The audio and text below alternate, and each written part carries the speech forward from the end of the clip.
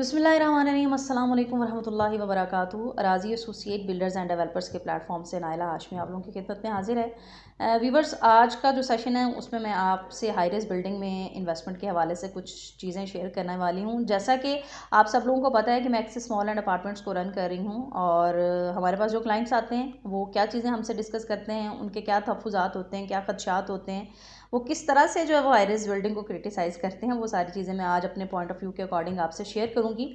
और इस वीडियो को देखने के बाद आप लोगों के क्या कमेंट्स हैं वो मैं कमेंट सेक्शन में ज़रूर जानना चाहूँगी। देखें, मैंने हमेशा जो है वो अभी तक जितने भी हमारे सेशन हुए हैं उनमें मैंने हमेशा अपने वो तमाम लोग जो रियल एस्टेट सेक्टर में इन्वेस्टमेंट करना चाहते हैं, जो प्रॉपर्टी में इन्वेस्टमेंट करते हैं, उनको हमेशा यही कहा है कि आपको फ़र्स्ट ऑफ़ ऑल तो 3 चीज़ें जो हैं वो आपको इन्वेस्टमेंट करने से पहले सोचनी चाहिए। फ़र्स्ट ऑफ़ ऑल आपका विज़न क्या है, आपने किस एरिया को प्रेफ़र किया है, और थर्ड, जिस जगह पे आप इन्वेस्टमेंट करना चाह रहे हैं उसकी बायोग्राफी क्या है। ये चीज़ें अगर आपको पता हो तो आप किसी भी जगह पे आसानी से इन्वेस्टमेंट कर लेते हैं और उससे एक अच्छा बेनिफिट भी गेन करते हैं। लेकिन अगर आपको ये तीनों चीज़ें नहीं पता तो फिर जो है वो डेफिनेट आप तजब्जुब में भी पड़ते हैं, और आप लोगों के लिए जो है वो इन्वेस्टमेंट फ्रूटफुल नहीं रहती रियल एस्टेट सेक्टर में। हमारे पास जो लोग आते हैं रियल एस्टेट या एक्सेस स्मॉल एंड अपार्टमेंट के हवाले से, मैंने जो ऑब्जर्वेशन है जो मेरी, उसमें फ़र्स्ट ऑफ़ ऑल तो लोगों का ये सवाल होता है कि जी हम हाई राइज़ बिल्डिंग में ही क्यों इन्वेस्टमेंट करें, हम फ्लैट ही क्यों ख़रीदें, हम अपार्टमेंट ही क्यों ख़रीदें, हम कोई 5 मरले का घर क्यों ना बनाएं जो कुशादा भी होगा, छत भी हमारी अपनी होगी, और हम अपनी मर्ज़ी के मुताबिक उसको बनाएंगे। तो मैं उन लोगों से यही कहना चाहूँगी कि जनाब अल्लाह आप लोगों को इस्तात दे, आप लोग ज़रूर बनाएं 5 मरले का घर। लेकिन मैं आपको जो है वो अभी मुल्की माशरत की तरफ फ़र्स्ट ऑफ़ ऑल मैं जो है वो उसको शेयर करना चाहूँगी कि अभी मुल्की माशरत के जो हालात हैं, 5 मरले का घर बनाना जो है वो इतना आसान नहीं है। ठीक है, पहली चीज़ थी कि हमने किस एरिया को प्रेफर किया, सेकंड था कि हमने जो है वो किस मुस्तनिद जगह पे हमने इन्वेस्ट किया। ठीक है, तो जब आप किसी भी रिप्यूटेड वैल्यूएबल जगह पे आप इन्वेस्टमेंट करने के लिए जाएंगे तो आपको वहाँ पे जब तमाम बुनियादी ज़रूरियात मिल रही होंगी, तो आप आज भी अगर जाते हैं किसी ऐसे प्रोजेक्ट में जो वेल नाउन है, ठीक है, तो आपको वहाँ पे 5 मरले का घर जो है वो 1 से 1.5 करोड़ से कम नहीं मिलेगा। 1 से 1.5 करोड़ रुपया जो है वो इकट्ठा करना इतना आसान बात नहीं होती। कहने में शायद ज़रा ये बहुत ज़्यादा इजी लग रहा है। वो लोग जो अपनी कारोबारी ज़िंदगी से सेविंग करते हैं, और उनके लिए तो जो है वो 1 से 1.5 करोड़ रुपया इकट्ठा करने में शायद एक खासी लंबी जो है वो ज़िंदगी लग जाती है। लेकिन आप देखें, क्योंकि इसको डिफ़ाइन इस तरह से करूँगी कि अगर आप फ़र्ज़ करें किसी भी रिप्यूटेड जगह पे आप जगह ख़रीदते हैं, घर बनाना चाहेंगे, तो हो सकता है कि आप 50 लाख रुपए की वहाँ पे आपको सिर्फ 5 मरले की जगह मिले, 50 या इससे भी ज़्यादा की आपको सिर्फ जगह मिले। फिर उसको कंस्ट्रक्शन करने के लिए आपको जो है वो 5, 7, 8, 10 साल जो है वो आपको वेट करना पड़े, फिर आपके पास पैसे इकट्ठे हों और फिर आप जो है वो उस पर कंस्ट्रक्शन करें। और अगर आप जो है वो एक कंस्ट्रक्ट किया हुआ घर ख़रीदेंगे तो फिर तो डेफिनेट जो है वो आपको 1.5 करोड़ से कम में नहीं मिलेगा। इससे ज़्यादा तो अमाउंट हो सकती है, इससे कम नहीं हो सकती। तो लेकिन अगर आपके पास मौजूद ही 25 से 30 लाख रुपए है, तो हाई राइज़ बिल्डिंग में आप एक अच्छा स्टूडियो अपार्टमेंट जो है वो आप ख़रीद सकते हैं। उसका क्या होगा, देखें, अगर तो आप कहते हैं कि मैं जो है वो बैंक में पैसे क्यों ना रख लूँ, 25 से 30 लाख रुपया जो अपना बैंक में रख लूँ, तो मैं 5 साल के बाद जो है वो मैं प्रॉपर्टी में इन्वेस्टमेंट करूँगा। तो फर्स्ट ऑफ़ ऑल ये तासुर ही आप लोगों का ख्याल ही गलत है कि अगर आज आप 25 लाख रुपया बैंक में रख देते हैं और 5 साल बाद अगर आप बेनिफिट के साथ जो है वो आप उसको उठा भी लेते हैं, तो आप क्या ये सोचते हैं कि प्रॉपर्टी जो है वो आपको उसी रेट में मिलेगी जो 5 साल पहले मौजूद था? नहीं, बिल्कुल ऐसा नहीं होता। प्रॉपर्टी अपनी वैल्यू बढ़ाती है। मैंने हमेशा ये कहा कि प्रॉपर्टी में कभी भी डाउनफॉल नहीं आता। आप ये कह लें कि कोई ह्यूमन कंट्रोल चीज़ें ना हो तो शायद वो रुक जाए, लेकिन प्रॉपर्टी अपनी वैल्यू खुद बढ़ाती है। लेकिन अगर आप 25 या 30 लाख रुपए का आप अपार्टमेंट ख़रीद लेते हैं, और जैसे कि जो प्रोजेक्ट्स हैं वो ऑफ़र कर रहे होते हैं आपको, आपने जो है वो 10%, 15% जो है वो आपने, या 25%, 20% आपने डाउन पेमेंट पे करनी है, रिमेनिंग जो अमाउंट होती है वो उसमें उसमें आपको 3 साल का, 4 साल का, 5 साल का प्लान ऑफ़र करते हैं, जिसमें क्वार्टरली, मंथली और आफ्टर 3 जो है वो 2 मंथ की आपको इंस्टॉलमेंट दे दी जाती है एज़ पर योर चॉइस, ठीक है। तो आप उसको जब आप कंटिन्यूसली लेके चलते हैं तो 3 साल बाद या 4 साल बाद या 5 साल के बाद फ़र्स्ट ऑफ़ ऑल तो आपका अपार्टमेंट क्लियर हो जाता है, आपको मिल जाता है, ठीक है। फिर अगर आप शिफ्ट होना चाहें तो you have more than welcome, आप उसमें शिफ्ट हो जाएँ। अगर आप उसको सेल करना चाहें, अगर आप उसको सेल भी कर सकते हैं, ठीक है। और अगर आप उसको साइड बिजनेस के तौर पे लेते हैं तो हाई राइज बिल्डिंग में जो अपार्टमेंट्स होते हैं उनकी रेंटल वैल्यू बहुत अच्छी होती है, ठीक है।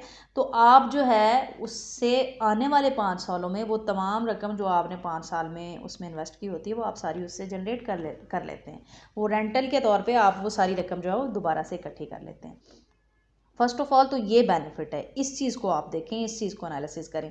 फिर अगर देखें आप किसी भी सोसाइटी में घर लेना चाहते हैं तो सोसाइटी आपको कभी भी शहर के अंदर नहीं मिलेगी, उसके लिए आपको शहर से बाहर 30, 40 या 45 किलोमीटर का फासला तय करना पड़ेगा, ठीक है। फिर सोसाइटी को आबाद होने में एक अच्छा खासा वक्त लगता है, ठीक है। सिर्फ 10 से 12 घरों के आबाद होने से आप कभी भी प्रेफर नहीं करेंगे कि आप वहाँ पर जाके रहना स्टार्ट कर दें, ठीक है।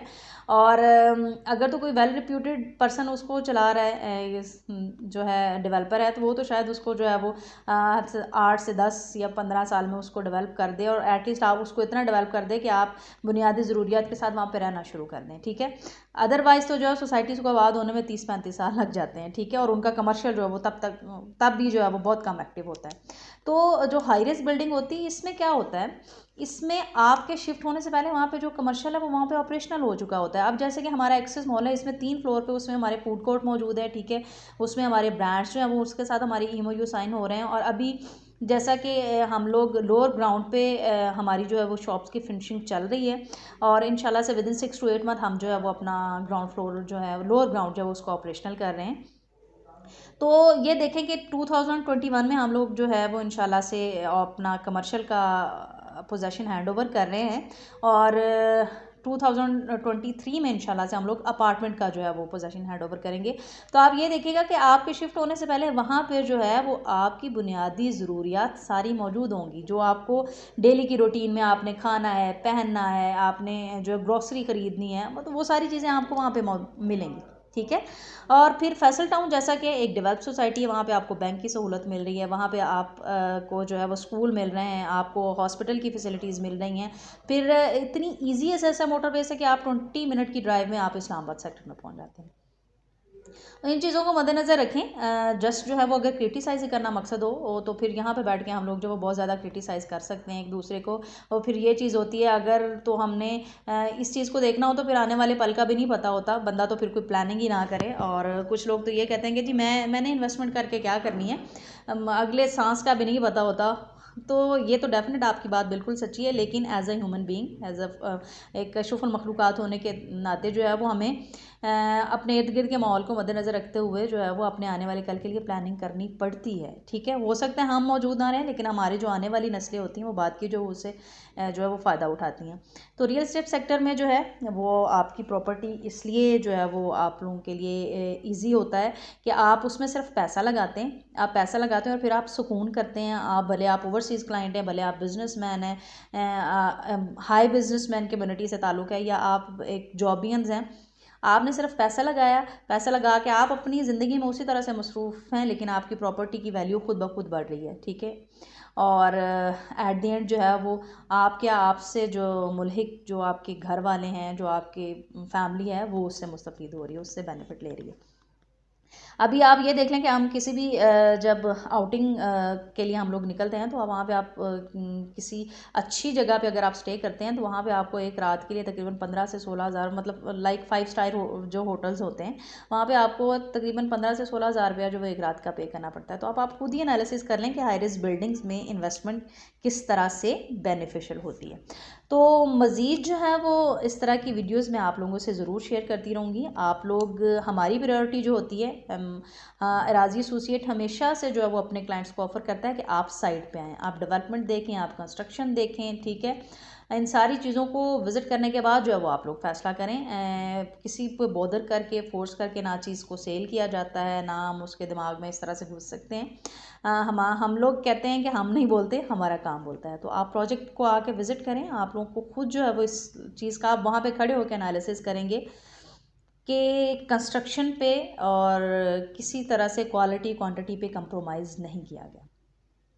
तो वो तमाम लोग जो एक्सेस मॉल में इंटरेस्ट रखते हैं या किसी भी हाई रिस्क बिल्डिंग में इंटरेस्ट रखते हैं, तो आप लोग ज़रूर इसको ज्वाइन करें, आप ज़रूर इन प्रोजेक्ट्स का जो वो हिस्सा लें। आप लोगों के लिए ये इंशाल्लाह बहुत फ्रूटफुल होगी और बहुत बेनिफिशियल साबित होगी। लेकिन बात वही है कि किसी अच्छी मुस्तनिद जगह पे आप लोग जो है वो इन्वेस्टमेंट करें।